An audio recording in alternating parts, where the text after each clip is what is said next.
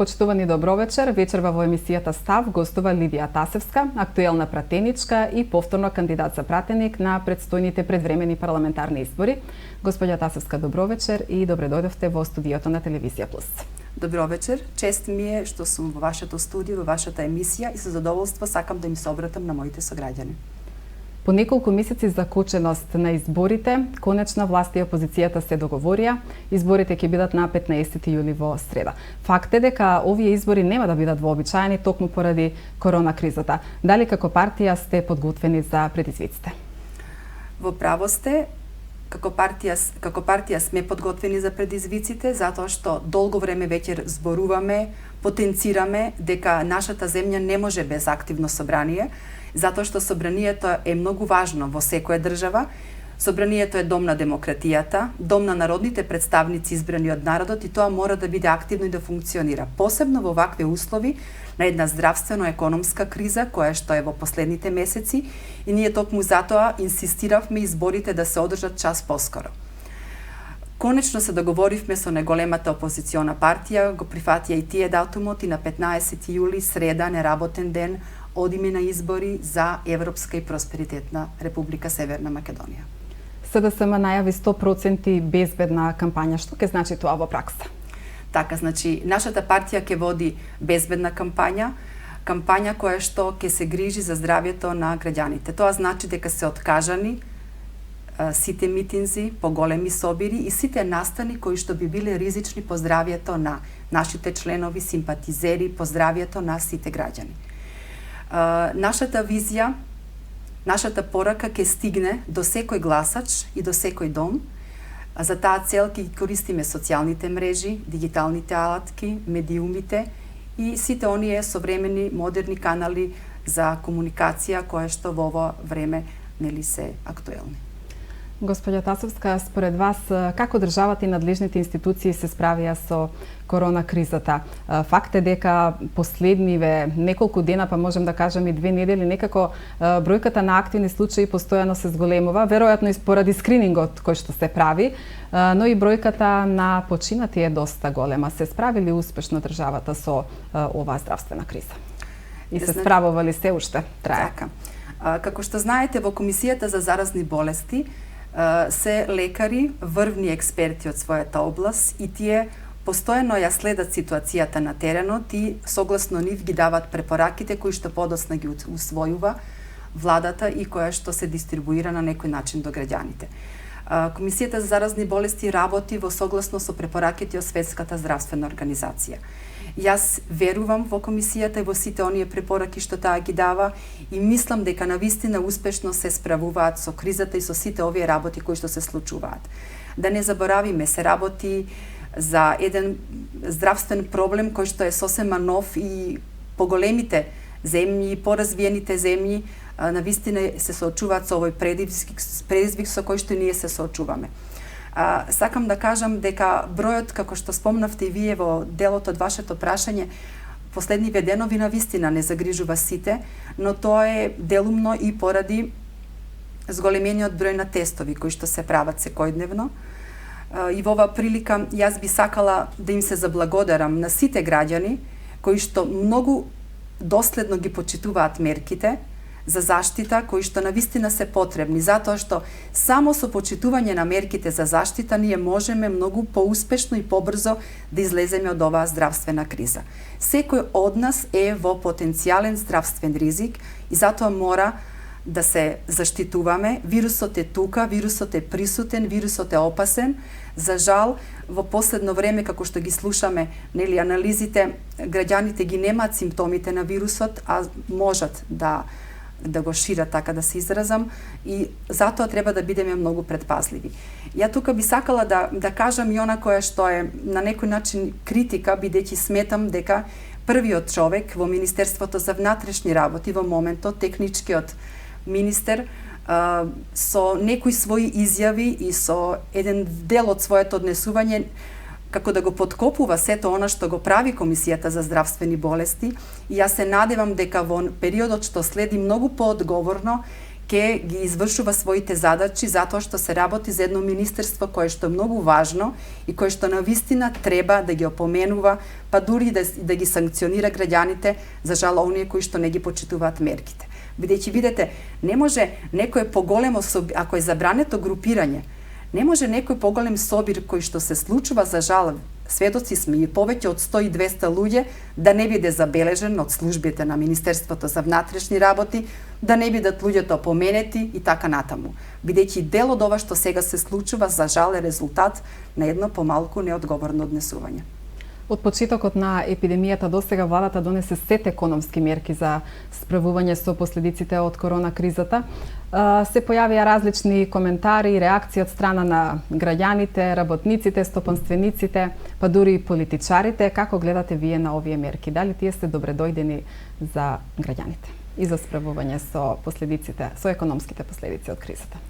Владата предводена од Социјалдемократскиот сојуз на Македонија за време на 2,5 годишниот мандат, сега е техничка влада од 3 јануари, секогаш во фокус на својот интерес го има граѓанинот, неговиот подобар и поквалитетен живот. Ова здравствено-економска криза сосема се нормални мерките што нашата влада ги презеде со цел граѓаните полесно да се справат со кризата во која што се наоѓаме сите.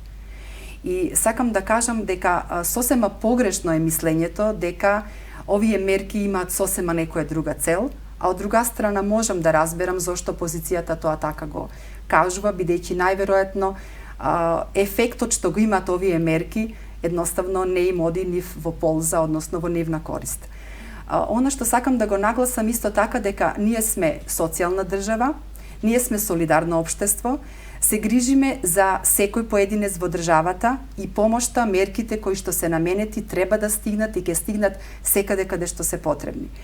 Во овие последни веденови најактуелни се платежните картички кои што граѓаните веќе може да ги подигнуваат од банките и со цел да ги користат за купување на домашни производи. Овој трет сет економски мерки е наменет за сите оние граѓани кои што се активни баратели на работа, граѓани кои што земаат социјална помош, за студентите и за учениците. Јас би сакала и малку поконкретно да се осврнам на сите оние категории кои што се на некој начин на кои што се однесуваат овие мерки. Значи, третиот сет економски мерки кои што го донесе владата е во вредност од 355 милиони евра, а ќе го користат 730.000 на корисници. Како што спомнав и предмалку, сакам малку поконкретно. Значи, сите средношколци во државните средни училишта и сите студенти, сите млади луѓе од 16 до 29 годишна возраст ќе добијат платежна картичка од 3000 денари за купување на домашни производи. На овој начин ние правиме и рестартирање на домашната економија и ја подигнуваме куповната моќ на младите луѓе и едноставно го подобруваме нивниот животен, односно студентски и ученички стандард. Исто така тие ќе добијат и 6000 денари ваучер со цел партиципација на факултетите, сместување во ученичките и студентските домови, пријавување на обуки за дигитални вештини и едноставно дел кој што ќе значи нивно интелектуално созревање. Потоа, ваучер од 6000 денари ќе добијат сите оние наши вработени кои што земаат минимална плата и чии што приходи од јануари до април 2020 година не се повисоки од 60.000 денари, односно земаат само нето плата и немаат никакви други донеси во однос на ова. Сакам да кажам дека 3000 денари платежна картичка ќе добијат и оние наши граѓани кои што се активни баратели на работа, а тука се вклучени здравствените работници затоа што 4394 здравствени работници кои што директно, што велиме се на првата линија во борбата и битката со COVID-19, ќе добијат покачување од 40% од последната основна нето плата. Тоа значи, како што реков, дека помош ќе добијат сите оние на кои што им е тоа потребно, сите оние ранливи категории во нашето општество кои што навистина имаат потешкоти во оваа здравствено-економска криза да се справат. Господја Тасовска, вложуваше ли владата доволно во Куманово изминативе 2-3 години? Опозицијата често сака да каже дека владата воопшто не инвестира во Куманово и покрај тоа што голем број кумановци се високи функционери. Така, значи, Куманово, како што е за овие 2,5-3 години од како СДСМ е на власт, никогаш немало толку многу кумановци на истакнати и на многу важни позиции. Имаме премиер, имаме министри во владата, имаме многу директори на централни предпријатија, односно на предпријатија на централно ниво. И сите тие луѓе едноставно помагаат и нивен фокус е да го подобра животот меѓу останатото и на своите сограѓани. Значи, погледнете само околу сите патишта кои што водат и гравитираат во Куманово се реконструирани. Тоа се патишта кои што 40 години не били, што се вели, чепнати. Во должина од 112 километри патишта имаме реконструкција. Тоа се патните правци: Куманово-Опаје, Куманово-Никуштак, Куманово-Свети Николе, Куманово-Ранковце, Младонагоричане-Пелинце, Ропалце, Матејче, Липково. Во тек е подготовката и на реконструкција на така наречениот познат меѓународот како Искрин мост на реката Пчиња, и знаеме дека секое подобрување на инфраструктурата значи поголема мобилност на граѓаните, поквалитетни услуги и поразвиена економија. Да спомнам дека за Куманово исто така беа одвоени средства за реконструкција на зградата на Народниот театар. Завршен е проектот за гасификација на целата установа, Национална установа Центар за култура Трајко Прокопиев. Тоа е еден горлив проблем на ова установа со години, затоа што знаете дека многу настани во зимскиот период беа одложувани, затоа што системот за грејење едноставно не функционираше и тоа беа многу големи трошоци, што значи дека се грижиме и за културната установа во градот. Понатаму, во тек е проектот за гасификација на Општата болница Куманово, дел кој што ќе значи многу во насока на спречување на загадувањето во зимскиот период, но сигурно и подобри услови за оние кои што доаѓаат за услугите во болницата. Во тек е гасификација на полициската станица во Куманово. А тоа значи инвестиција во градот која што навистина не смее да се занемари и едноставно покажува дека сите оние луѓе кои што, како што кажав, се на врвни позиции во владата и воопшто во нашата земја, едноставно се грижат за Куманово. Не треба да забравиме дека владата даде пари на општината за индустриската зона во селото Речица, кој што исто така треба, нели, во наредниот период да го даде својот резултат од сите оние компании кои што таму ќе имаат свој простор. Понатаму, Соколаната беше дадена со одлука на владата. Спортскиот, како да кажам, терен, односно објект познат како Соколана, е даден во собственост на општината и таа ќе се реконструира. Одобрени се пари за реконструкција на градската спортска сала во Куманово, која што знаеме дека е еден навистина многу голем објект, каде што се одржувале и ќе се одржуваат многу спортски надпревари, што значи дека се инвестира во Куманово нормално. Секогаш може повеќе и подобро, тоа ќе се направи во наредниот мандат. Но за овие 2,5 години, кога бевме политичка влада, можам да кажам дека навистина е направено и е вложено во нашиот град. Како пратеничка во собранието и повторно кандидат за пратеник, задоволни ли сте од својот придонес во решавањето на значајни прашања и проблеми досега и што би сакале во иднина да се промени, подобри во Куманово, но и на централно ниво? Во собранието на Република Северна Македонија влегов во ноември 2017 година и можам да кажам дека тоа за мене беше и се уште една огромна чест, одговорност за функцијата која што ја добив. До распуштањето на парламентот на 16 февруари 2020 година, можам да кажам дека донесовме многу значајни одлуки и јас многу значајни, храбри историски одлуки. Јас сум задоволна и навистина сум среќна што сум дел од историскиот состав на парламентот, кој што едноставно беше учесник во оние одлуки кои што значат просперитетна иднина на нашата држава и на сите млади генерации кои што доаѓаат. Затоа што ова парламентарно мнозинство покажа дека има храброст, дека има визија по кој пат треба да чекори државата. Затоа што ние како политичка опција не ги избегнуваме проблемите, туку имаме европски визионерски пристап и ги решаваме проблемите. Од сите оние закони кои што беа донесени, можам да кажам дека, бидејќи сум од Куманово, посебно сум горда на законот за обештетување на стечајните работници.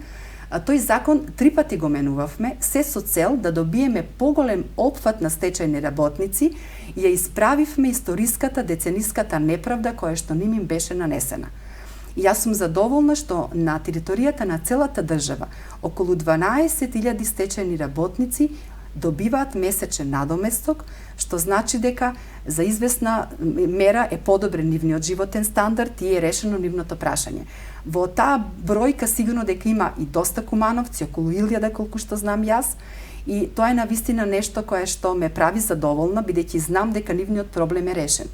Но ние тука нема да застанеме, значи во новиот мандат, со новиот собраниски состав ќе продолжиме, ќе ги видиме сите оние на некој начин работи од правен аспект кои што треба да се донесат и надоместат за да може и останатите стечени работници кои што не беа опфатени со овие 3 измени на законот да може да бидат опфатени. Понатаму тука се законот за младински додаток, за младинска гаранција. Закони кои што едноставно придонесуваа за подобар и поквалитетен живот на граѓаните, и во таа насока можам да кажам дека во наредниот мандат уште поголем придонес ќе дадам со цел подобрување на животот на граѓаните за оние кои што ќе го дадат, нели сигурно ќе ни дадат нашата поддршка. Според вас го доби ли жената заслуженото место во политиката или секогаш може повеќе? Дали е време за жена премиер, председател на собранието и слични функции? Знаете, Социјалдемократскиот сојуз на Македонија е партија предводник на промените. Ова парламентарно мнозинство донесе многу закони кои што го подобруваат животот на жената воопшто. Законот за минимална плата, само како споредба сакам да кажам дека во претходниот период со претходната владеачка гарнитура минималната плата беше 9.000 денари. Ние ја покачивме и таа изнесува пред распуштањето и сега 14.500 денари. Ова го кажувам, ова е важно за сите работници, но важно и за жените, бидејќи најголем дел од жените работат во текстилната индустрија, во кожарската индустрија, а знаеме дека овие гранки беа посебно неправдани со многу ниски плати. Понатаму, имавме проект за жена земјоделка со цел да го напредиме животот на жените во руралните средини, за да и тие на некој начин придонесат нели во вкупната економија. Имавме грант неповратен грант од 3000 евра кој што им беше ставен на располагање на сите жени кои конкурираат, а се занимаваат со земјоделство и преработка на земјоделски производи. Го укинавме рестриктивниот закон за прекин на бременоста, затоа што жената во 21. век треба самостојно да одлучува за своето репродуктивно здравје и воопшто за својата иднина. Понатаму, Социјалдемократскиот сојуз на Македонија без никакви ни статутарни, ни законски обврски донесе одлука за 50% жени на своите пратенички листи. Тоа е еден огромен исчекор и тоа значи дека партијата верува во моќта и во способноста на жените. Погледнете на изборите што следуваат на 15 јули. Имаме фактички 2 носитела. Во секоја изборна единица имаме и жена и маж носител. Тоа е доказ дека нашата партија верува во жените. Во највисокиот партиски орган, во извршниот одбор, повеќе се жени отколку што се мажи. Тоа исто така го потврдува оно што го реков и претходно, дека партијата е предводник на прогресивни политики и тоа едноставно го имплементира и во пракса и го докажува на многу начини. Само уште сакам да кажам дека како пратеничка ми беше особена чест што имав можност да гласам за Истанбулската конвенција, нели скратено наречена Истанбулска конвенција, затоа што е потпишана во Истанбул, а тоа значи една континуирана законски, така да кажам, направена борба против насилството на жените, против родовото наследство на жените. Владата предводена од Социјалдемократскиот сојуз на Македонија издвои двојно повеќе пари за имплементација на Истанбулската конвенција, отколку што беше во претходниот период. Исто така направен е акциски план на кој начин ќе се одвиваат активностите во рамките на ова конвенција и незиното практицирање во секојдневниот живот на граѓаните. Направени се многу шелтер центри, каде што жртвите на семено наследство можат да се обратат за стручна медицинска помош и каде што навистина може да го остварат своето право. Со еден збор кажано, на ова навистина убаво прашање од ваша страна, со задоволство одговорив и резултатот е како што реков. Подобрен е животот на жените, условите во кои што тие живеат и работат, но сигурно дека во понатамошниот период ќе се потрудиме да го напредиме уште повеќе нивниот статус, затоа што само моćни жени може да доведат до моćна држава.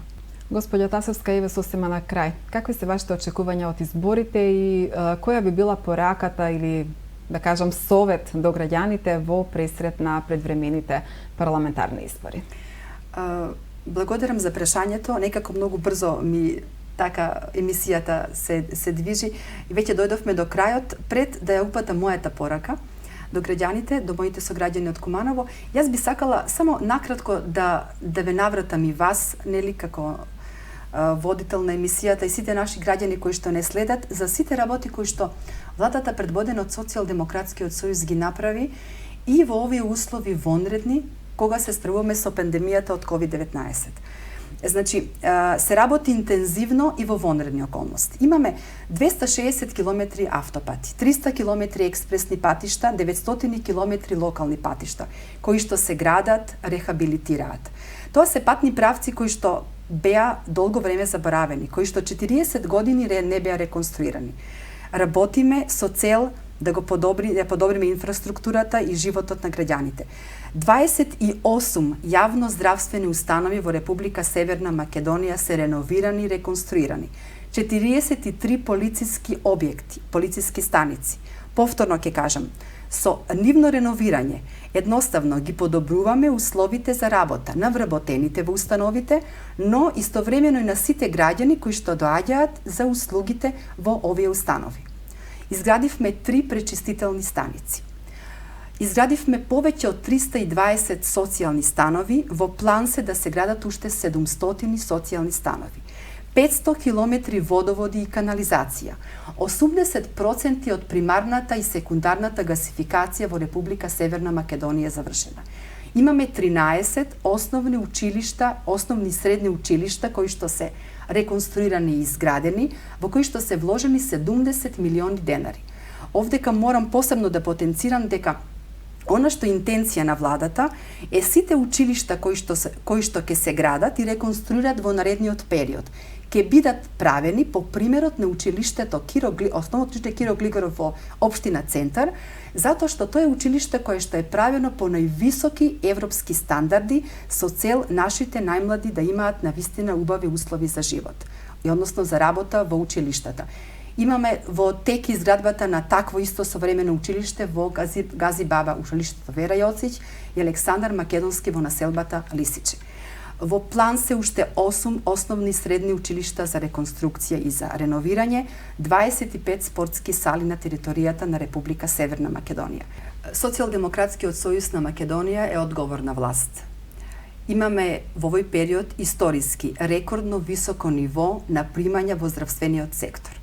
Јас би сакала да ги кажам податоците, бидејќи тоа беше наше предизборно ветување, ние го остваривме. Имаме 40% изголемени плати на лекарите специјалисти, 20% изголемени плати на медицинските сестри, 23% изголемени плати на медицинските сестри во клиниките, 25% на општите лекари и 15% на останатите здравствени работници. Скоро се двојно зголемени дежурствата. Во овој период кога имаме борба со опасниот вирус, гледаме колку многу е важно зголемувањето на платите, нивната мотивација и колку е многу важно она што беше наша основна водилка, водилка за буџетот за 2020 година, да вложуваме во човечкиот потенцијал. Тоа е она основа на секое општество. Пред малку зборев за училиштата, би сакала во тој контекст да ги споменам и градинките. Тие како установи беа долго време заборавени. За овој период, откако сме на власт, успеавме 44 градинки да изградиме или да реконструираме. Со тоа го опфативме, односно го проширивме опфатот на децата во предучилишна возраст и тој изнесува околу 60%. Тоа беше исто така наше предизборно ветување. Затоа знам дека на 15 јули нашите граѓани ќе гласаат за Европска Република Северна Македонија. Ќе гласаат за просперитет, а не за изолација и на уназадување. Ќе гласаат затоа што станавме 30-та полноправна членка на НАТО. Ние сме во друштво на најмоćните, најсилните, најразвиените. Ќе ги почнеме преговорите со Европската Унија. Ќе ни се отворат вратите кои што досега за нас беа затворени. Тоа значи дека Социјалдемократскиот сојуз на Македонија многу вложува за да годините кои што доаѓаат бидат едноставно подобри и попросперитетни. Јас знам дека граѓаните ќе гласаат за повисока минимална плата. Ќе гласаат за недела како неработен ден за сите граѓани. Ќе гласаат за посилен и подобар здравствен систем. Ќе гласаат за поголема просечна плата. Едноставно, ќе гласаат затоа што сакаат да се на прав пат, затоа што сакаат да одиме напред. Бидејќи тоа е вистински патриотизам, да се грижиш за животот и квалитетот на животот на сограѓаните, да ги решаваш проблемите со отворен и прогресивен пристап. И тоа е она кое што тие сигурно го препознаваат и знам дека ќе ни ја дадат нашата поддршка. Затоа што Република Северна Македонија стана она кое што долго време беше сон на многу политичари претходно. Ке споменам, преговори со Европска Унија, членка на НАТО. Тоа е она што ни дава надеж и што едноставно не охрабрува дека ќе бидеме победници на парламентарните избори. Господја Тасовска, ви благодарам уште еднаш за гостувањето. Секако дека останува отворена поканата за вашето следно гостување во студиото на Телевизија Плюс. Благодарам и вам за поканата. Благодарам. Тоа беше се за вечерва, почитувани гледачи. Ви останете со програмата на Телевизија Плюс. Пријатна вечер.